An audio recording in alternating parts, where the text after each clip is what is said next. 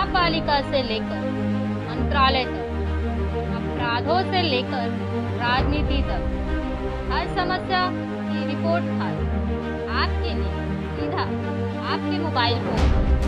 आप देख रहे हैं नया सवेरा न्यूज। नमस्कार, नया सवेरा न्यूज़ में आप सभी का स्वागत है। देखिए पूरी खबर विस्तार से। हर किसी के सुख दुख में सक्रिय रहने वाली भाजपा महाराष्ट्र प्रदेश सचिव प्रवक्ता श्वेता सालेनी का जन्मदिन ठाणे के घोड़बंदर स्थित डव बैंक्वेट हॉल में पवन शर्मा एवं उनके सहयोगियों द्वारा मनाया गया, जिसमें लोगों ने केक काटकर उनका जन्मदिन कृष्ण जन्मोत्सव पर बड़ी ही धूमधाम से मनाया गया। ठाणे के सभी भाजपा पदाधिकारी एवं कार्यकर्ता उन्हें बधाई देने पहुंचे। श्वेता सालेनी ने बताया कि नारी शक्ति को लेकर जल्द ही एक बिल आएगा और उन्होंने यह भी कहा कि ठाणे में एक बार फिर से उनके सहयोग द्वारा ठाणेकरों को एक अति भव्य धार्मिक कार्यक्रम का अवसर प्राप्त होगा। उन्होंने अपने जन्मदिन पर आए सभी का आभार व्यक्त किया। इस बार जो जन्मदिन है आपका देखा जाए तो अभी जो है महाराष्ट्र में 1 वर्ष की सरकार भी समथिंग हो गई है और इस बार आपका जन्मदिन क्या कहेंगे? देखिए, सर्वप्रथम कृष्ण जन्माष्टमी की सबको बहुत बहुत शुभकामनाएं। आज हमारी सरकार एक सनातन सरकार है। अगर आप देखें तो जन्माष्टमी में गोविंदा आला रहे तो बहुत दिनों से हमने कहा, लेकिन इसको स्पोर्ट का दर्जा देने के लिए और इंश्योरेंस जो पथक हैं उन लोगों को इंश्योरेंस देने के लिए ये सरकार ने पहल की। साथ में देवेंद्र फडणवीस जी को धन्यवाद देना चाहूँगी, क्योंकि उनके मन में जो सनातन के प्रति प्रेम है वो इन्हीं सब छोटे छोटे कार्यों से दर्शाता है। सरकार 1 साल की हो गई है और आप देख रहे हैं कि सरकार बहुत सशक्त तरीके से विकास के लिए काम कर रही है। ये सरकार बनी ही इसलिए है क्योंकि 2.5 साल तक जो महाविकास अघाड़ी की सरकार थी उसमें विकास की जगह विकास ज़्यादा हो रहा था। आप देख रहे थे कि कोविड काल में सबसे ज़्यादा मृत्यु महाराष्ट्र में हुई और इसीलिए इस सरकार का जन्म हुआ ताकि विकास हर घर तक पहुँचे।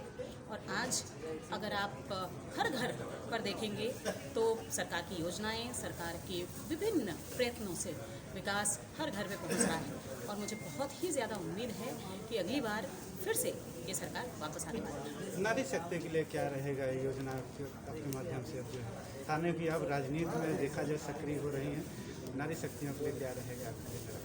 देखिए, ऐसा है, आज नारी शक्ति बहुत जल्द नवरात्रे आ रहे हैं और नारी शक्ति को सनातन में वो दर्जा दिया गया है जिससे हम अर्धनारीश्वर में भी शक्ति देखते हैं, मतलब पुरुष में भी शक्ति देखते हैं। और इसीलिए शक्ति जो कि 50% है हमारे देश में, उसको छोड़कर हम भारत को विश्वगुरु नहीं बना सकते। इसीलिए यदि आप सरकार के प्रयत्नों को देखेंगे, केंद्र सरकार के प्रयत्नों को देखेंगे, नरेंद्र मोदी जी के प्रयत्नों को देखेंगे, तो पंतप्रधान ने हर जगह पर नारी को समत्व की भावना से देखा है। योजनाओं में समत्व है, आप उनके कैबिनेट को देखेंगे तो समत्व है।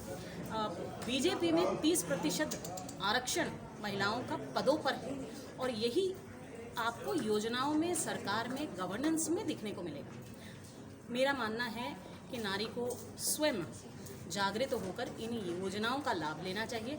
अगर आप आज महिला बचत गठ को देखते हैं और उनको दिए गए लोन्स को देखते हैं, इंटरेस्ट फ्री लोन्स को देखते हैं, तो आपको पता चलेगा कि सबसे ज़्यादा 99% महिला बचत गठ लोन वापस करती है। और इसीलिए सरकार, बैंक्स और स्वयं नारी महिला बचत गठ, किसान बचत गठ, जो कि खासकर महिलाओं किसानों से बनता है, इन सब का प्रभुत्व आगे आने वाले राजनीति में और देश के निर्माण में बहुत महत्वपूर्ण रहेगा।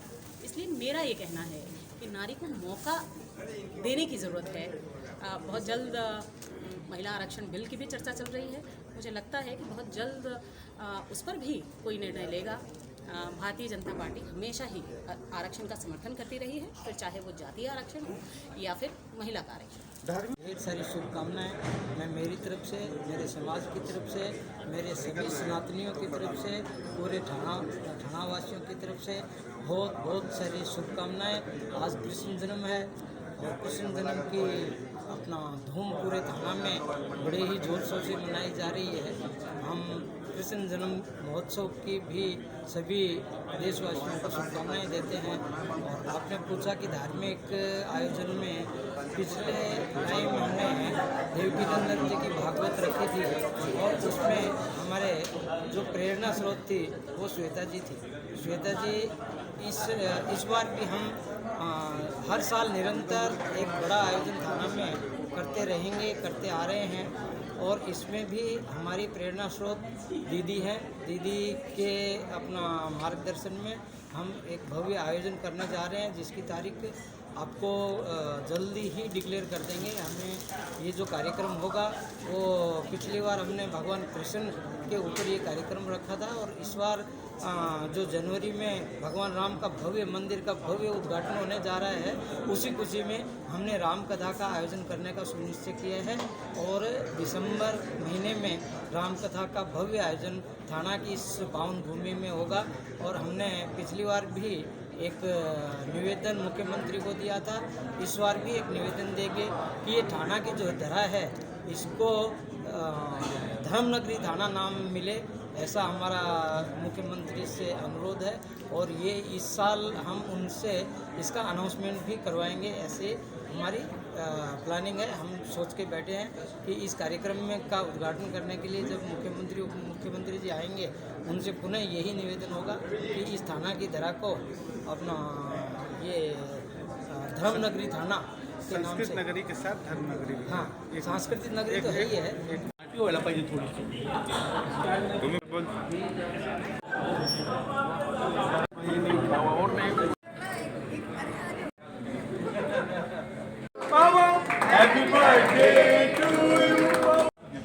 कृष्ण जन्माष्टमी है और मैं अक्सर कान्हा के बारे में ये बात कहती हूँ कि जब वो छोटे से थे तो सबने उन्हें कान्हा बोला। आज भी माएँ कहती हैं कि अगर नन्हा मुन्ना होना चाहिए तो कान्हा जैसा होना चाहिए। जब बड़े हुए तो राधा ने नहीं, सिर्फ राधा ने नहीं, रुक्मिणी लेकर सारी गोपियों ने उन्हें कृष्ण कन्हैया बोला। जब उससे बड़े हुए, आज भी अगर आप देखें तो प्रेम की जब कविताएं लिखी जाती हैं तो कृष्ण का नाम कहीं ना कहीं आता ही है, कन्हैया का नाम कहीं ना कहीं आता ही है। जब उससे बड़े हुए, जब ज्ञान हुआ तो गीता दिया और आज भी लोग कहते हैं कि कृष्ण से बड़ा ज्ञानी कोई नहीं था। जब युद्ध लड़ा तब इतने बड़े कौरव सेना को केवल मात्र कृष्ण अकेले अपनी बुद्धिमत्ता से खत्म कर दिया। और आज कृष्ण का जन्मोत्सव है, आज के दिन मेरा जन्मदिन बन रहा है, तो मैं केवल मात्र हर व्यक्ति से ये कहना चाहती हूँ कि यदि जीवन कृष्णमय करना चाहते हैं तो उसका सबसे साधारण उपाय है राधे राधे करना। और इसीलिए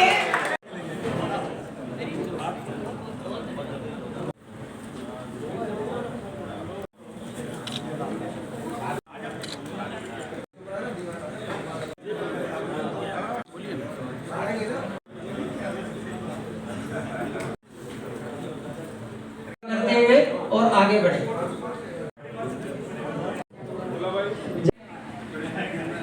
लोग कभी भी मुझे याद करेंगे।